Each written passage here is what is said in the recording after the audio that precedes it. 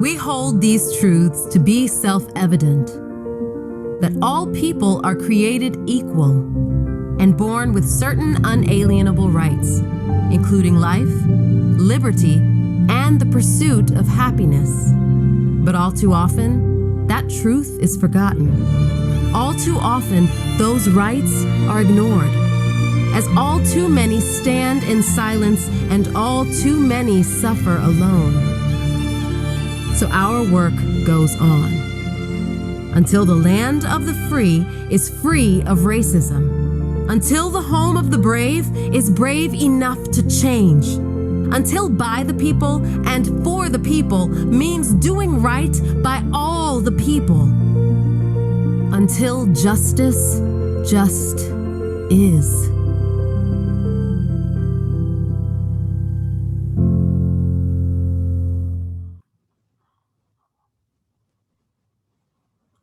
Hi, everybody. My name is Margaret Mitchell, and I'm with the YWCA of Greater Cleveland. I'm the CEO here, and I'm really delighted that today I have Carey Gibbons joining me for a conversation that I have been looking forward to for a number of weeks. And I'm really glad, Carey, that you are able to join me. Well, good morning. Thank you so much for having me. I'm also very delighted to have this conversation. So, Carey, I wanted to just start out talking a little bit about this past 18 months and a little bit of your role, which I know is very intensive at NEOC. We'll get into really understanding NEOC in a moment and the work that you do, but I would love to hear how you have built resiliency. What was your go-to? How did you really, stay sane with such a high octane job, and then, your life, your friends, your family, all of those things? What was your go-to? Well, to be honest, I got my first apartment during this time frame, and I really fell in love with plants. And I, when COVID was at its height, I had a pot of people that, I was able to cook dinners with. I really fell in love with getting my dishes done and, vacuuming and just really nesting in my home. And also like having the opportunity to work for NEOC and this team, we are able to communicate together in such a way that even the hard days when you're crying because you're just hitting so many barriers, particularly at the height of COVID and our safety, because we were still in the streets and, making sure that, we have all the gear that we need to be effective. A lot of that just coming home and being able to, relax and center in and then do it again the next day was really where I developed a lot of my resiliency over this last 18 months. I mean, don't get me wrong, there was a lot of days where I was definitely lonely, but, you find the joy in being here and processing your days. It's so the little things. I love the little things are so important. I hear, the nesting, I hear the relationships as a way to center yourself. And I think that when you do intensive work, it's so important to have a practice that allows you to get filled back up because, what you do every day is just pour out. So tell us a little bit about what you do and who NEOC is. Sure. So I'm an outreach worker. I'm part of the outreach team at NEOC, which is the Northeast Ohio Coalition for the Homeless. And my role works primarily with 18 to 24-year-olds who identify as LGBTQ, who may be pregnant, who have aged out of foster care, and also maybe have participated in some sort of human trafficking. So that's a really big spectrum, right? NEOC is, we are an advocacy organization working with the homeless. We do a lot of grassroots work.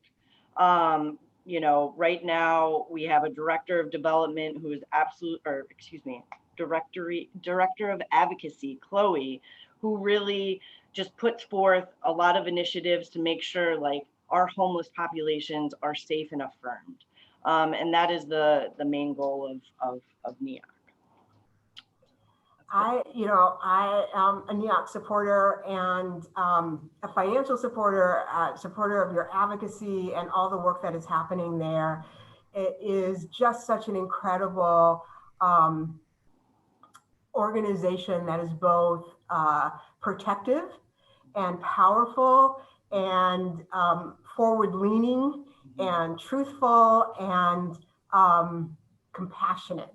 Yes, yes. Thank God for Jim Schlapp, because he brings all the compassion. I love the new strategic plan, the new strategic direction. I got a chance to be part of, hearing Chris, the executive director, sort of roll that out maybe 2 months ago. Mm-hmm. And it was just really powerful. I bet folks can find that on the web at NEOC, which is NEOCH, neoc.org. And but let's get into the conversation a little bit. What do you think we miss? And I'm going to start a little bit as an organization, thinking about the YWCA and the work that we do. We've certainly grown a lot in the space of working with young people who identify as LGBTQ. But what do we miss about being welcoming and supportive, not only as an organization, but how you see so much of the rest of Cleveland wanting to interface in a much better way?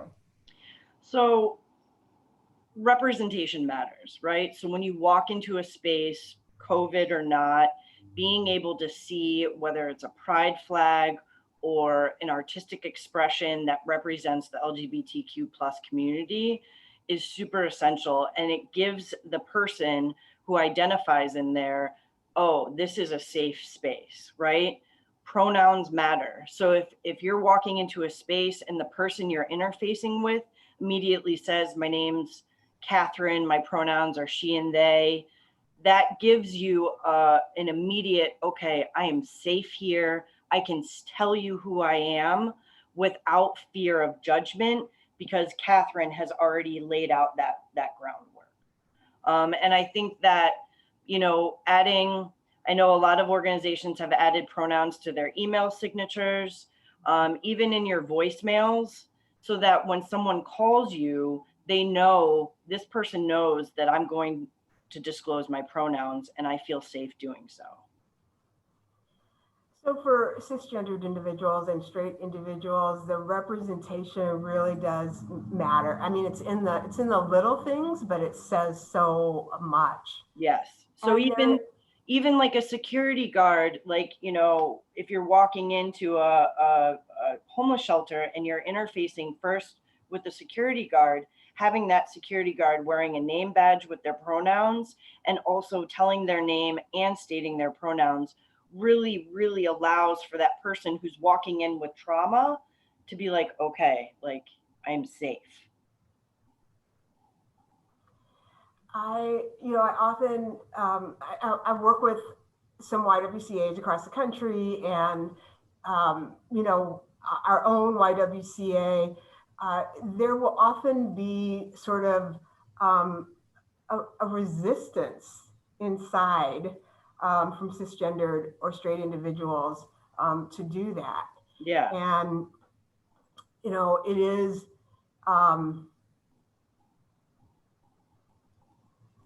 is it in the realm of courtesy? Is it in the realm of civility?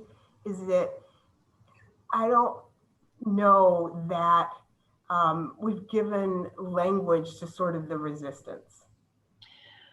Yeah, I mean, so for example, like when I introduce myself, I'm Carey Gibbons. My pronouns are she, her, they, them, and I identify as a butch lesbian, right? So I've just given you a tremendous amount of information. And also I have a different platform. I'm white, right? and I'm masculine presenting. So when people receive me, it's different. And so allowing what I hear, like even in the trainings that we've done, it's like, why do I have to, as a cis heteronormative person, why do I have to tell you who I am? And it's like, well, you're asking the question to the person who identifies as trans, who identifies as lesbian. You're asking these intimate questions of this person, but you're not showing the courtesy of doing the same on your end. And so it gives you, and like, you know, a lot of the times, like I've gotten responses of, well, I'm a man, right? Like, it's like, duh. And so, sure, yes, I can see that, but that's not for every trans person. So being able to say my pronouns are really gives that opportunity for both parties to have a different conversation. And a different conversation is so essential for us to grow together, to heal together, and advocate together. In that opening video, there's a young person holding a little sign, and he has an eye and then a heart, and the young person has the sort of, you gather the words are everyone, right? Yeah. Sort of Beautiful spelling. phonetic spelling, you know. I just, every time I see that, I just,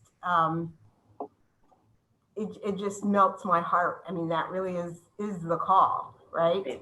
Right. To love everyone. Right. And to love everyone is to know the whole person. So if you're only getting what you're seeing, because, you know, we're going to judge immediately based upon what we're seeing, then you're not getting the whole picture, because how we present isn't always how we identify inside. So yeah, and we're so much more than our gender. We're so much more than the color of our skin. We're so much more than the labels that come alongside to sort of help the brain try to make sense of something. Mm-hmm. You know, during our 21-day challenge, we did have a week on gender-based violence. And I have to say that I believe that the perception of gender-based violence in America has largely been one in which the victim of intimate partner violence is often white, female, and straight.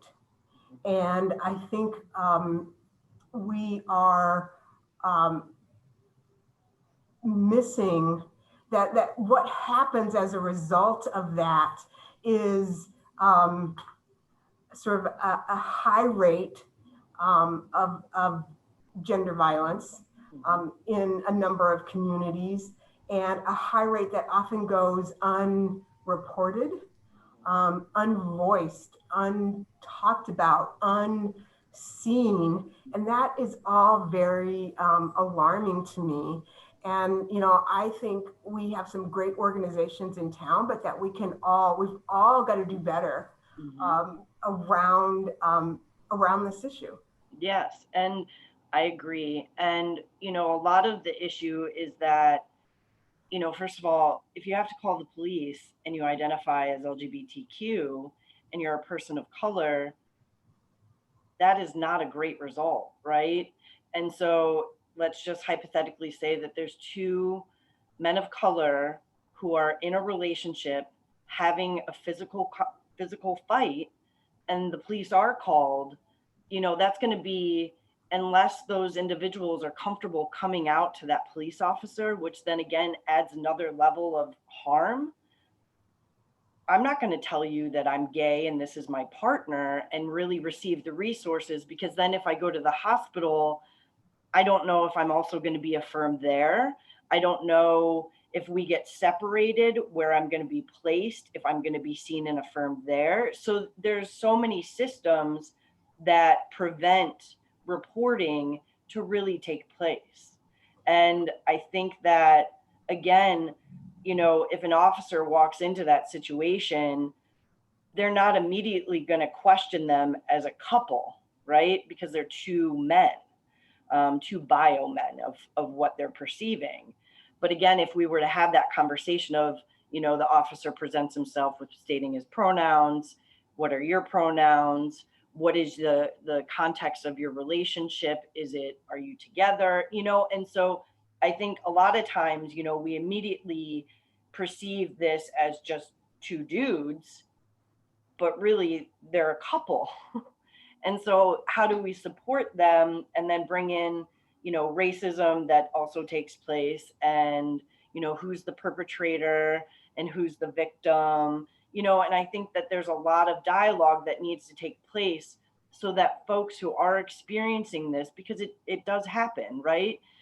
Like in COVID rates, like all things have escalated as far as, you know, isolation and abuse and suicidal ideations.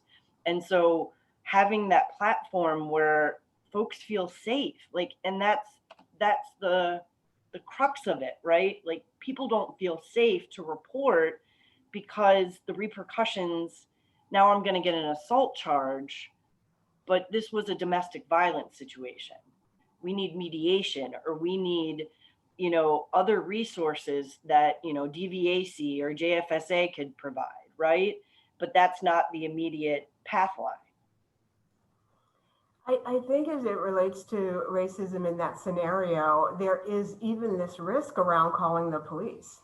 Yeah. You know, and is this going to be, are the police going to be a protector in this situation? Or are they going to flip and react in an illogical way, which we've seen? Right. Yeah. I think it's, you know, I think the perception of gender-based violence, intimate partner violence, domestic violence has had just one face for far too long. And, you know, it's starting to break through a little bit. But again, I think, you know, having that conversation is so absolutely critical. And we do see some data that does indicate that LGBT partners have a fairly high incident of partner violence. And I think, you know, as an African American woman, I think that there's not a simple narrative around why that is. And I think that we harm ourselves and others by thinking that there is something, that there is a really simple explanation for that. Right. I agree. And, you know, society has chosen, like, let's protect white women, but in reality, there's so many other needs for protection as far as people of color, you know, and, you know, the stereotype of, I mean, in the population I work with, like I have very few white women, right, that I'm working with. And so it, you know, it's a bummer that is what people view as the reality, because it's just not. And Carey, you know, I don't want to speak for you, but I know I certainly do understand that white women are the victims of partner violence. Sure. I know that white women are perpetrators of domestic violence as well. But I also recognize that the way the funding flows tends to go towards more white-centered organizations and resources that would support LGBTQ and Black and Brown individuals who are victimized by domestic violence. There doesn't seem to be that are LGBT centered and Black centered and Brown centered. Those organizations are not receiving the same level of support. And that is just, and yet the rates of violence, I think also the impact on the children and the community, the ongoing harm, the ability, and we are far from eradicating domestic violence within, the cisgendered white community. I'm not saying Right. that. Yes. Right. But the dialogue, the conversation, the empowerment pieces, the acknowledgement, the move, even the recognition in the workplace. Mm-hmm. And so I just want to encourage us to recognize that this is a complex issue of wounds and trauma that we must look at holistically, support holistically, and we need funding and recognition to be able to start, flowing in this direction. I absolutely agree. Yeah. I mean, people would not readily recognize NEOC or the YWCA in the space of partner violence. Mm-hmm. And yet I know that your day includes interactions every single day with supporting individuals who are either active or have just come out of or who are fearing. And it's the same for our team. Mm-hmm. And yet we are not seen, with the sort of the stamp of, our work. We work in a domestic violence space. I think that has to change. Well, if you wouldn't mind, I would like to share a brief interaction with what I experienced with that recently. So my name and my role has gotten out to social workers at different local hospitals, and I received a call from someone I've worked with regularly from Metro, and a young trans woman went to the Metro Police because she lived close to there and said that she was being stalked and that she was being harassed. And it was, and then also she was in a relationship, and the partner was doing nothing to protect her. So these were outsiders that were doing this. And the immediate thing that took place was that she was put into a psych hold. Oh, wow.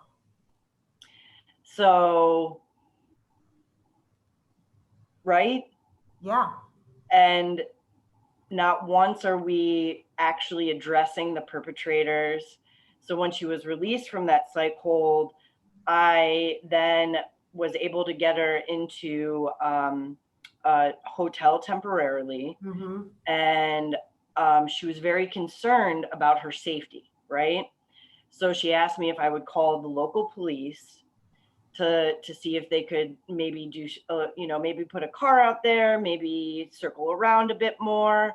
And when I called the local police, they said, this is going to be public record, and anyone can find out where she is if you make this report and ask for this extra protection. So again, the police are not providing support. And then she began feeling very anxious and super paranoid, and there was a lot of other guests, and that was making her feel unsafe. So she ended up calling the police, and then they took her to another hospital and put her on a psych hold.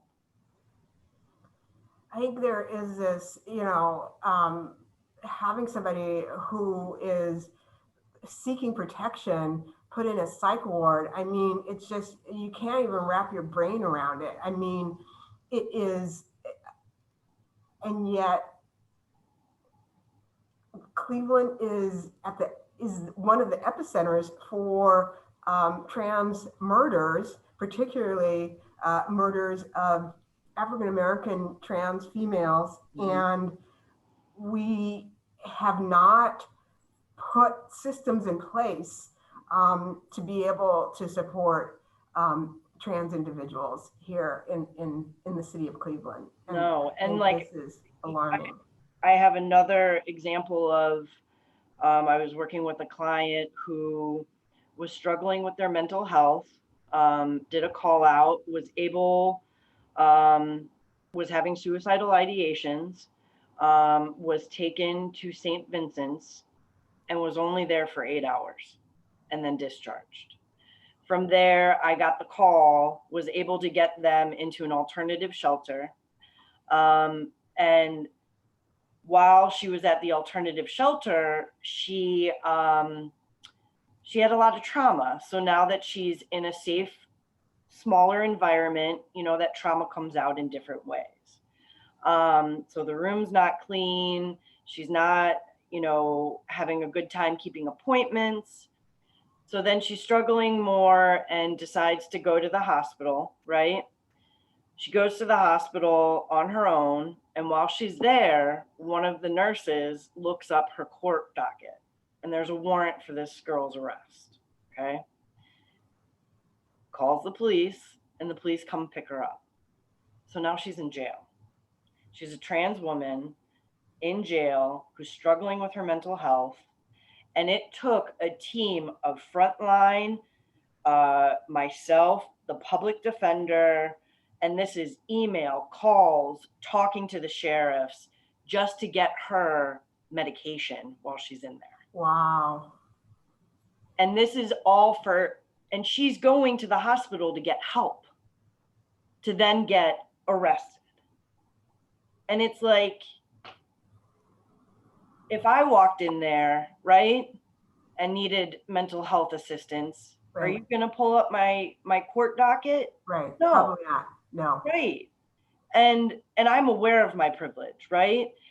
And also I have goosebumps because it is so infuriating that and she's 22 and she was going to get help. The jail is really not necessarily a safe place for trans individuals. We at the YWCA lost someone close to us, a transgendered female in jail. I've been to a number, unfortunately, funerals of transgendered youth, and we are not doing well in this space. But I am so hopeful around the work that NEOC is doing to both advocate on the ground and work with organizations like the YWCA. You mentioned the alternative shelter because the shelters in town are not always safe places. And we run a shelter, and yet we have really struggled. And NEOC has been an incredible partner for us to continue to grow in the space and identify how and where and why it is so important to keep individuals safe who are experiencing a crisis in homelessness. So I want to talk a little bit about why we even see this overrepresentation of LGBT youth, particularly youth, because you work in that space in homelessness. And we've had so many missteps in the shelter, and but those missteps are painful learnings. And we have our team has just come through an incredible training that I'd love you to speak a little bit about as well. And so why the overrepresentation in the homeless system, and talk a little bit about the training that our team just received. Sure. So overrepresentation occurs because a young person will come out however they identify, and their family unit, their bio family unit is not accepting, right? And so the young person will try and go to their school, or try and go to a church, or try and go to a community resource that isn't the LGBT community center, and they will just receive rejection, right?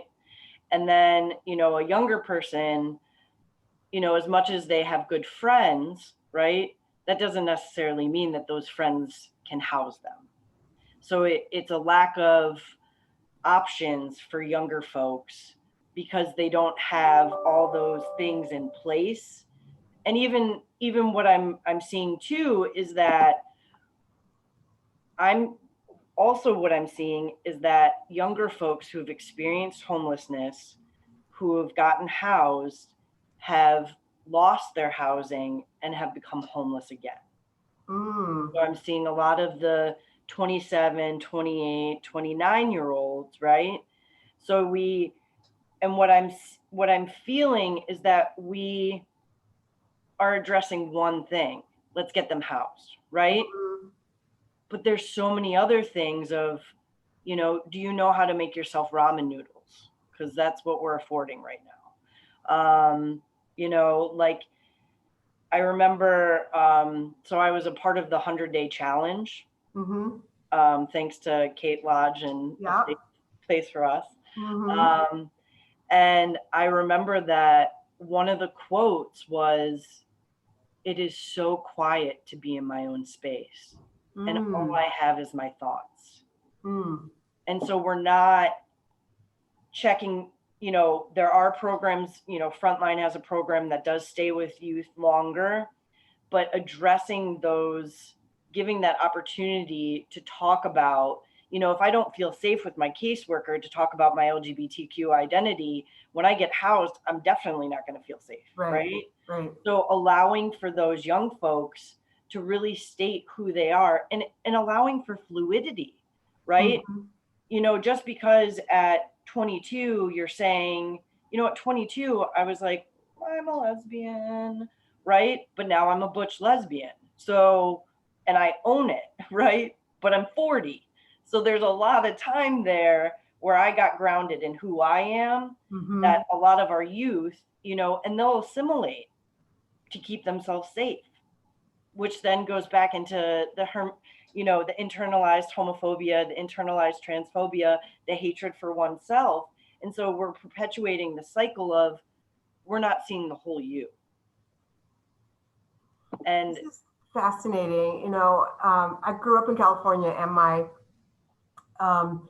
parents were married by a gentleman by the name of Edward Beggs, who was the founder of Huckleberry House in the Haight-Ashbury section of San Francisco.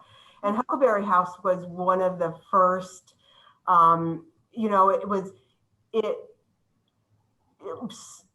being a runaway in the 60s in California was illegal. You were arrested. Wow. And so Huckleberry House was part shelter, part day, part supports, part case management, part family love. And so many of the young people coming through were just questioning everything about their identity. And this was, the mid to late 60s. And my parents would go on the weekends and do things. There's a big old Victorian house, and it's still, Huckleberry House in San Francisco is still a thriving, nonprofit organization. And it's just amazing how this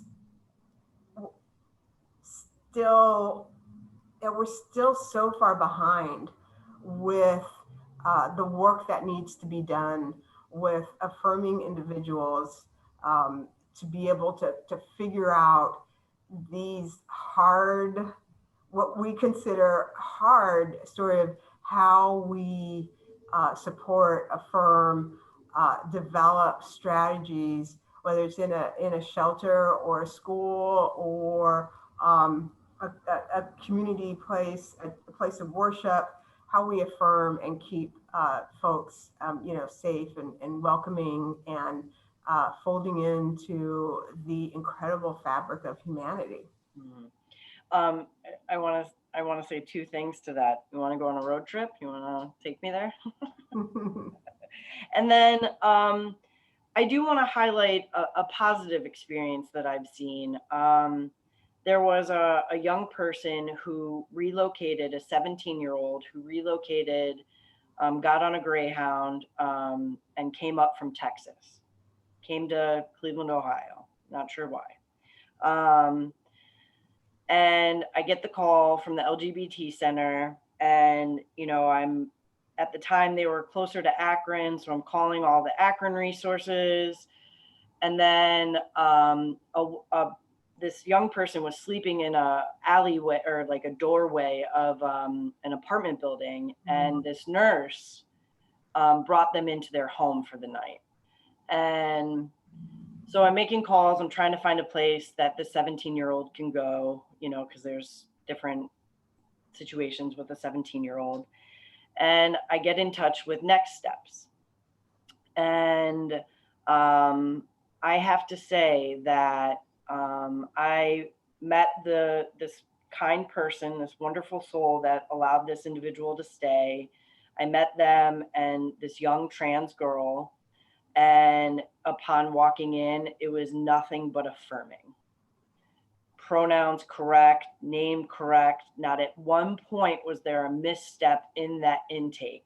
And it was such a breath of fresh air that this young person who was fleeing a very religious home in Texas has found a place where they are seen and affirmed, and they're helping them with the custody of bringing it up here, got them in school. Like it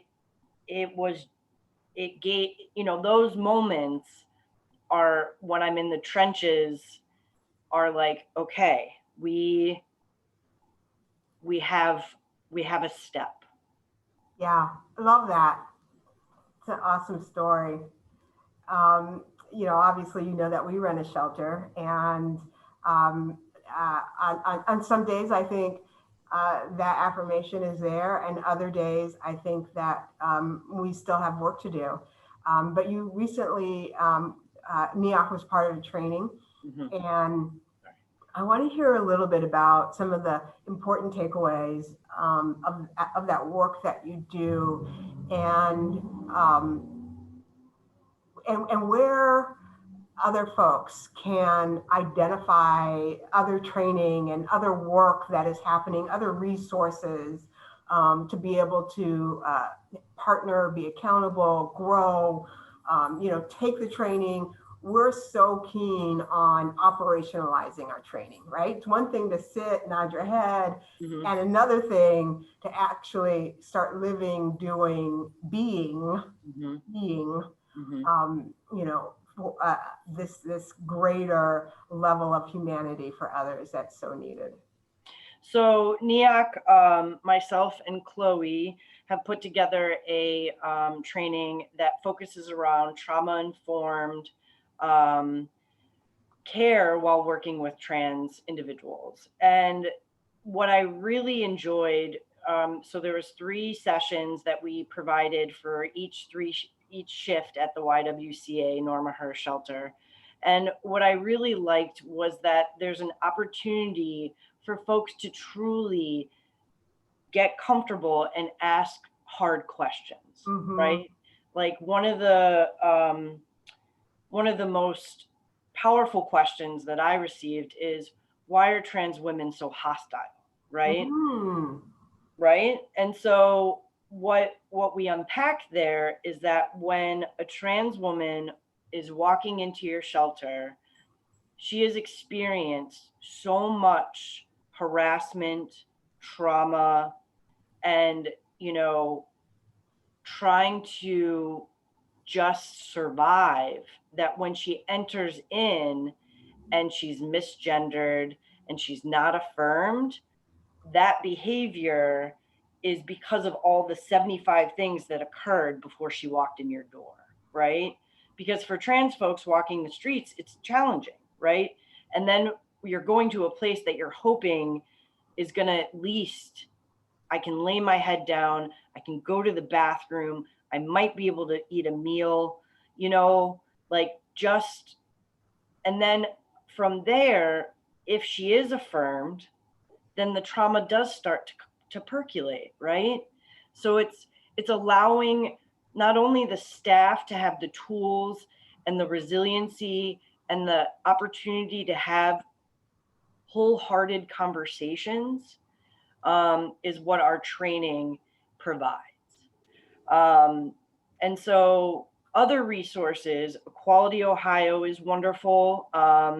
If you see discrimination, I don't have any of the numbers in front of me, so just maybe somebody can just equalityohio.org. The LGBT Community Center of Greater Cleveland. As you may know, I had the privilege of working there for 5 years. It was wonderful. Happy Pride Month. Also, if you're not aware, the Pride Ride's this Saturday. So, come out and show your support. There's at LGBT Center, lgbtcleveland.org. You can get the Pride Guide. It'll give you all the information. Plexus, the Chamber of Commerce, I highly recommend organizations becoming a part. NEOC, we are a part of Plexus. There's social hours, there's trainings that they provide. The LGBT Center also has really dope trainings. And then I'm going to give a shout out to Sage and Maven Consulting, which is run by Ryan Clopton Zimler and Phyllis Evan Harris. And they provide really wonderful tips and tools and trainings and consulting.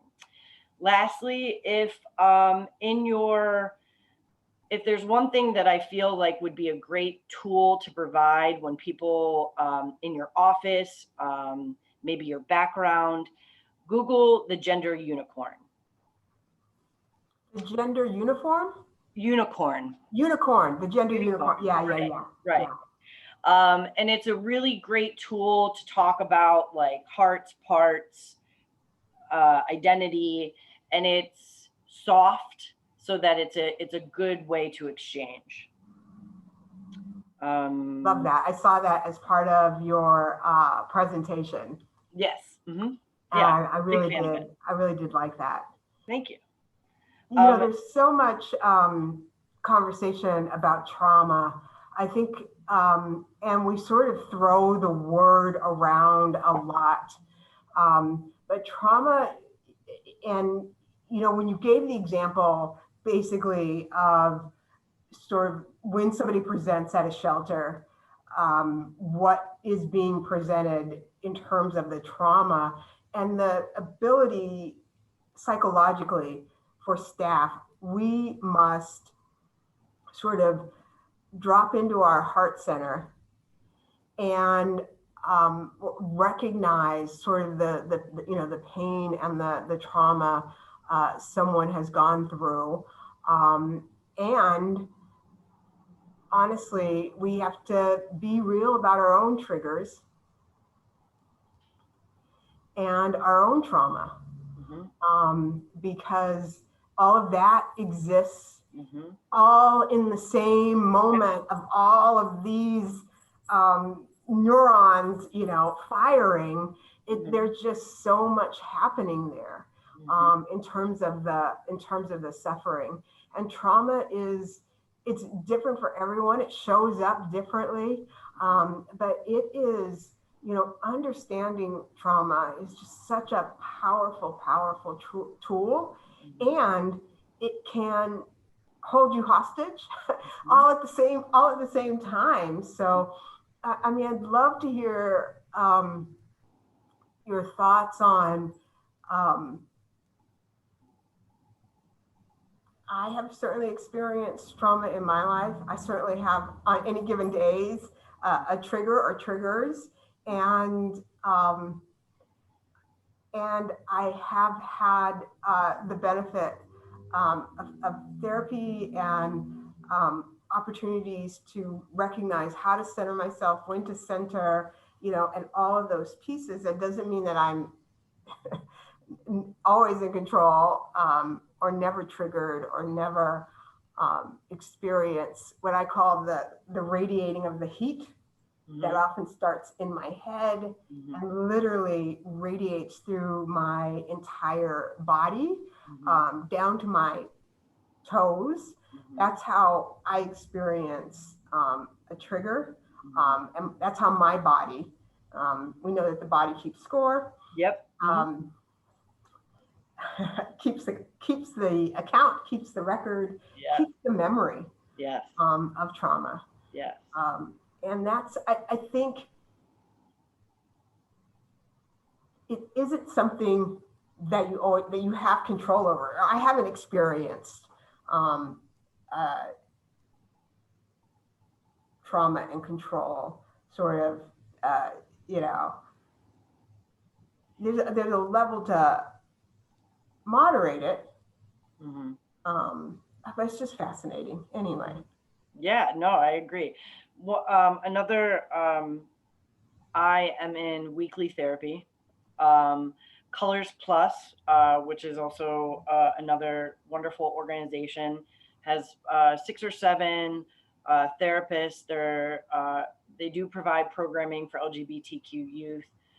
So that is definitely another resource. And yeah, I mean, trauma is a beast and a blessing because it gives you, I mean, being the Irish skinned human that I am, when I am triggered, I am beet red and it's ears. I mean, everything, that I'm like in it. Right. And so it's, I was able to do a presentation at CASE about armor, and Brene Brown actually talks about this as well. And I know myself personally, when I am not working through what I'm experiencing regularly, because I will armor up so intensely. I will wear vests zipped. I will not take my coat off.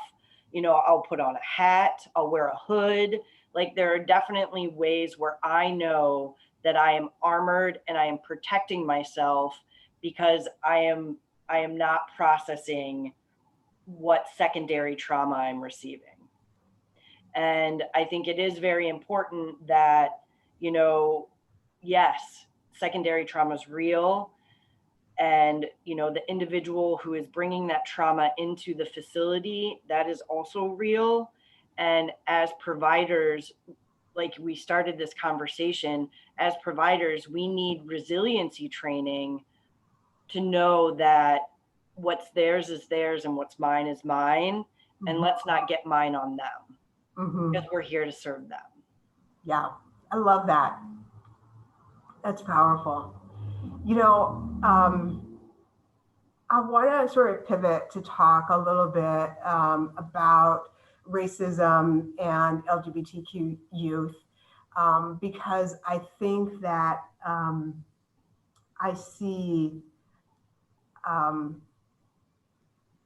do see racism. I do see a disproportionality in terms of the resources, but also in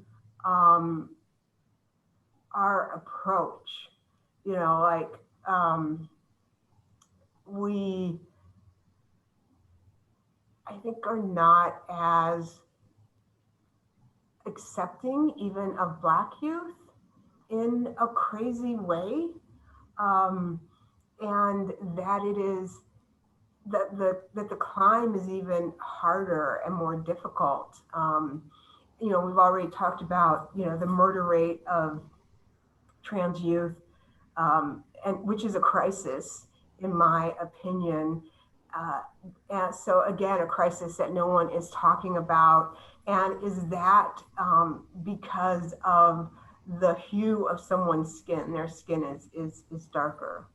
So, the way race plays into this, and what we, call race, and the reality of racism is not good. No. And, I think that's where, creating environments where there's peer support amongst, trans women of color, creating environments where we're not, us as the providers, we're not calling out or calling in My coworker Chloe coined that, so thanks, Chloe. Um, because a lot of the times, as providers, we to a certain degree we are experts, but they are experts in their lives, right? And having the ability to create environments where community is created as opposed to continual isolation, right? So like if a trans woman goes to Norma Her, is she in community with others who are like her, or is she having to defend herself to the white woman? So, allowing for that opportunity. And I think it's hard because there's not a lot of representation in staff where a trans woman can see herself, right? And so the LGBT Center, Divinity, runs the Trans Wellness Program, which is a wonderful program. I don't know all this, I don't know if it's Zoom or what have you at this time, but it's a wonderful program that folks can participate in and learn, more about in a community of folks who look like them. And that is just so important. And it helps with isolation because that is, during COVID, that is so real. I love, I've seen NEOC's voice grow stronger and clearer, certainly in the LGBTQ space, but also in the space of racism. And its unapologetic work in both has just been really exciting to watch that flourish. And it's just such exciting work. I can't wait to see where NEOC is over the next 10 years. I mean, it is an organization whose time has come. Mm-hmm. And I just want to encourage everyone to support NEOC and the amazing work that they do. The entire team is just so drilled into racial equity and social justice and being authentically growing in anti-oppression, both as an organization, but as you find your advocacy voice externally. And it's just a beautiful thing for others to come alongside, and because you are training, but you're also modeling and mirroring. And I think that is what is so incredibly important. You've shared some wonderful resources, and I'm hoping my team can do a little bit of work with you following this session today, just to sort of curate some of those resources to be able, when we send out the link for people to watch us again or later, we can include those resources, because I think knowledge is power, and that when we do our 21-day challenge, what we hear from so many people is, I didn't know. And, we've got to be in the business of helping people to know, to understand, to grow, to learn. So thank you. Amazing. Yeah. I want to shift a little bit to talk about allyship. And sometimes in the last year, for me, it has felt almost performative, like, oh, I want to be your ally, And so what do how, I think the steps to becoming a really strong ally takes time. But I would love to hear from you on the way you see it and what you hear from young people as it relates to allyship. I think this is a fantastic question. So a couple points. I love, so it's interesting, right? So it's Pride Month. So you're seeing all these organizations coming out with, these dope rainbow logos. And um, forgive me, I saw a TikTok because, you know, it's cool. But like there's only a handful of organizations that support LGBT causes year round. Mhm. So Pride is more than just June, right? We had a riot that brought attention to who we are, and every day we live into that. And so for allyship, not only being a part of the LGBT community, there's, you know, you want to be an ally for bis, you want to be an ally for trans folks, you want to be an ally for gay folks, right? And then for cis het folks, like you want them to step in, right? Um,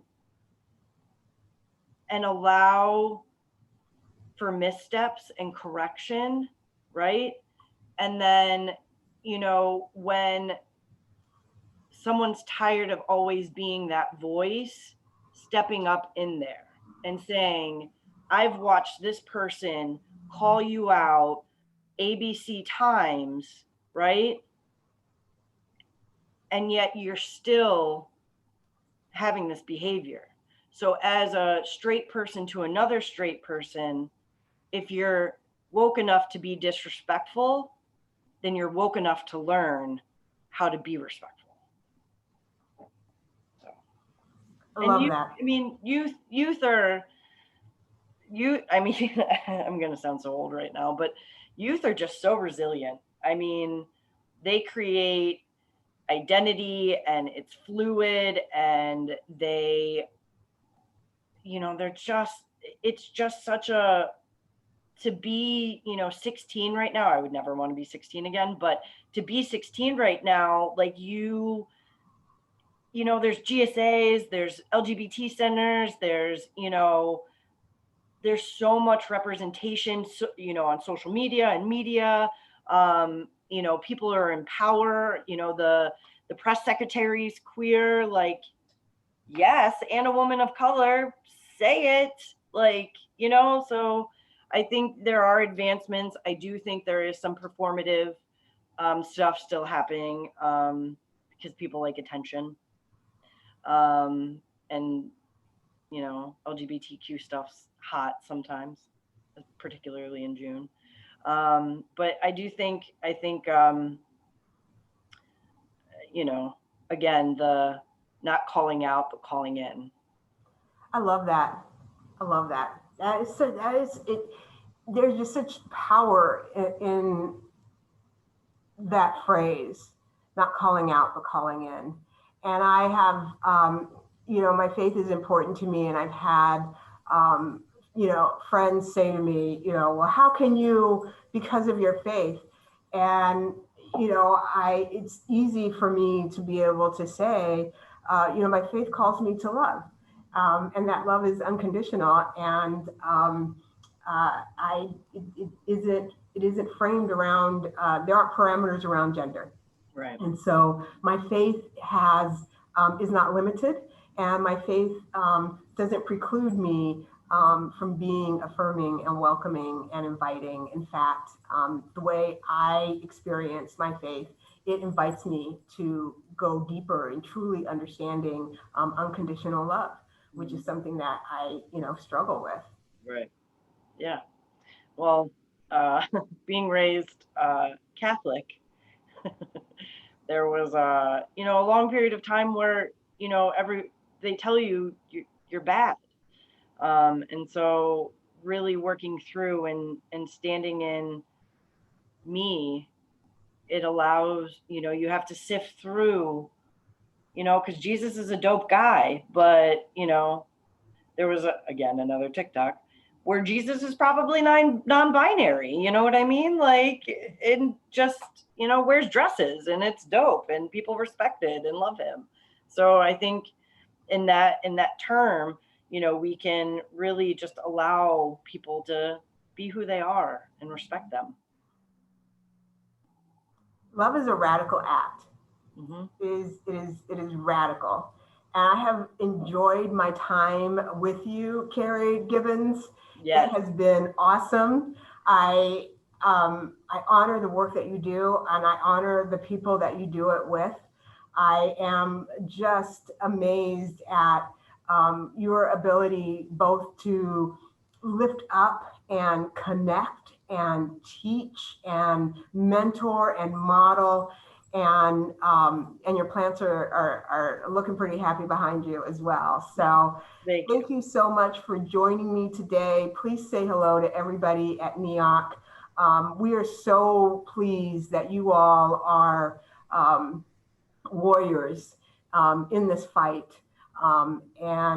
We are alongside you and look forward to, being with you. And I just thank you. This has been an awesome conversation. Wonderful. Thank you. Thank you so much. Thank you. Bye-bye. Bye for now.